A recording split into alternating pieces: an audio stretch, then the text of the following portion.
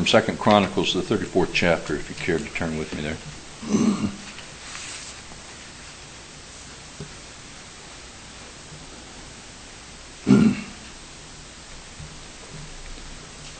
Again, talking about the two kingdoms, Israel and Judah.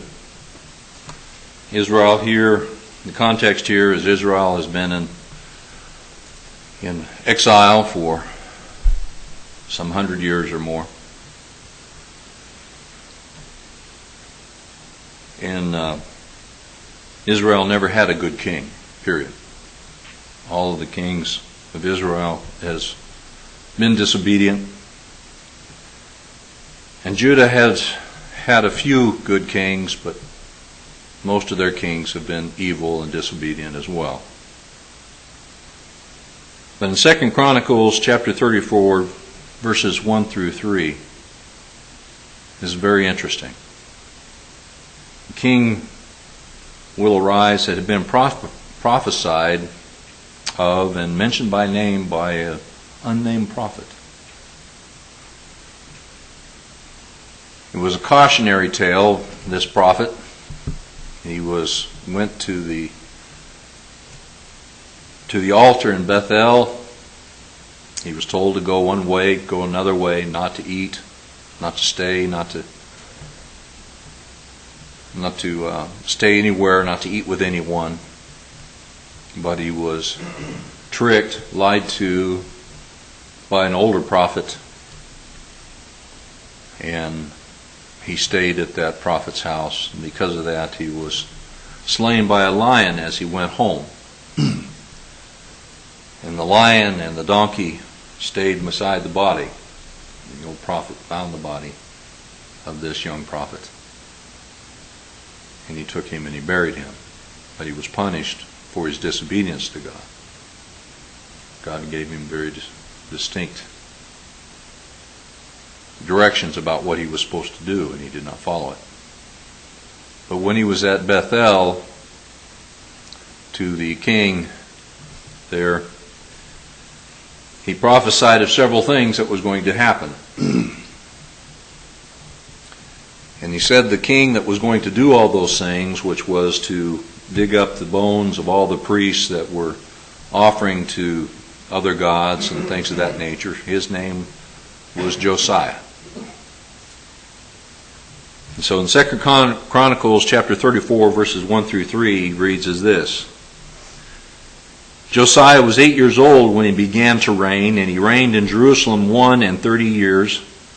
And he did that which was right in the sight of the Lord, and walked in the ways of David his father, and declined neither to the right nor to the left.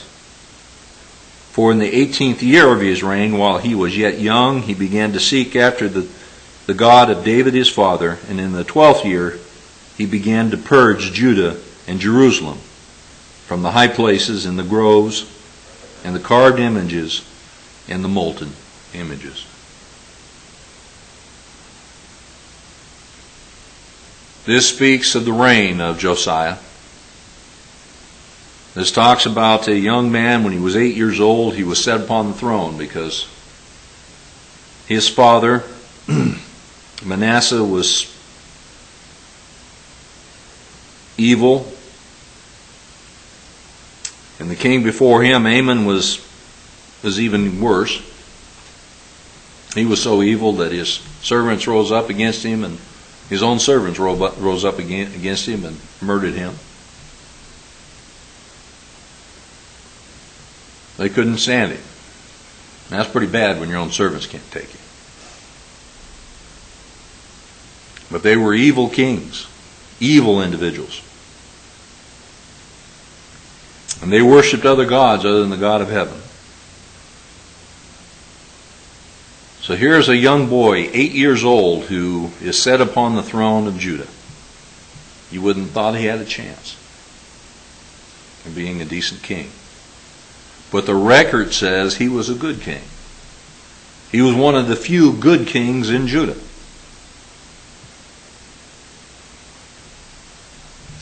And the record will show that Josiah did a lot of good things. And in his reign was a revival of the worship of Jehovah. And it was not only a revival of the worship of Jehovah, but he went to great lengths to try to purge all of Judah of all the graven images and the groves and the high places where individuals went to worship other gods. He was a good individual. He strove to do that which was right, and not only that, but he strove to destroy that which was wrong. Bring some things to your mind, doesn't it? At 8 years old, he could have been a very individual that would lift himself up and to think awful highly of himself. We see that a lot of young individuals who are raised to fame and fortune at a young age. But Josiah was not that type of an individual. So one of the things that comes to my mind is who taught this young man? Who got a hold of him and taught him the ways of Jehovah? Because you're not born with that knowledge. Somebody has to teach you. Was it his mother? Was there a priest in Judah that got a hold of him that was trying to remain true to God and got a hold of him and taught Josiah? I don't know. The record doesn't teach us. But somebody got a hold of him, and it took. And he set his heart to being obedient. So it teaches us several things. We can learn several lessons from these few verses that we learn, although the record tells us a lot more. This is just a summation in Chronicles of Josiah's life. If you read in the Kings and also in the Chronicles, you can read a lot more of Josiah's life. One, we can read, doesn't matter who our parents are, where we were born or what we've been taught, we have an obligation to seek out the Lord. People today say, well, you know, that child just didn't have a chance. Yeah, he did. And when he stands before the judge on the day of judgment, if he had a chance to grow to adulthood, he has a responsibility to seek out God. Each and every one of us does. And when he stands before God on judgment day, he's not going to have any excuse. None of us is going to. The book of Romans, the first 2 chapters, is going to teach us that. Remember when we went through that? Man is without excuse. There's too many things that teach us there is a loving God. Just out in the world. We need to seek out our God. When Josiah came to the throne, he began to seek out God. And when he got to a certain age, then he began to do that which was right. Each and every one of us, once we grow up, we have to quit blaming our parents for this, blaming our parents for that, blaming society for this. That's one of the things that's wrong with the government and the liberal society that we have now, this liberal courts that we have now in this society today. It's not everybody else's fault. When I do something wrong, it's my fault for doing that which is wrong. Now, there may be somebody else to blame for something else down the road, but when I do something wrong, it's my fault.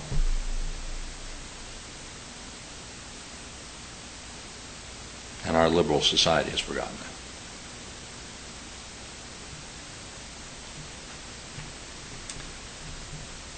What we learn from this story here, it doesn't matter what our age is, it's time to set our hearts towards Jehovah. It's never too late as long as there's life. We have time to set our hearts towards Jehovah and turn back towards Him. if we will just do it. Josiah set off a large revival, a time of restoration. There's many people that turn back to God for a period of time under his, what's the right word? Leadership.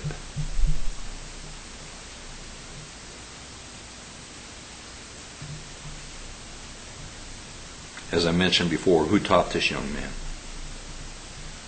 Was it a scribe? Was it his mother? I don't know. I can say, for me, is I am thankful for godly parents. My parents taught me the gospel. Who taught you? Somebody has to teach us. And it's our responsibility as Christians to teach anyone who will listen to the gospel. We must lead in our realm of influence. Josiah, as king of Judah, had grave responsibility to lead his people. Each of us have a realm of influence, whatever it might be. And in that realm of influence, those people that we touch in our lives, we must act accordingly. We must act in such a way that we lead them in the right direction. We have a certain amount of influence, and it'll either be for good or for evil. We also notice here we must build our lives on what God has said. There is no authority on silence. Josiah had to go seek out what God said. He had to go seek it out and learn what God had taught. He couldn't just know it. He had to go seek it out. We can't just learn something by not hearing something. We know that in every other aspect of life. But everybody wants to find some authority in silence. There is no authority in silence.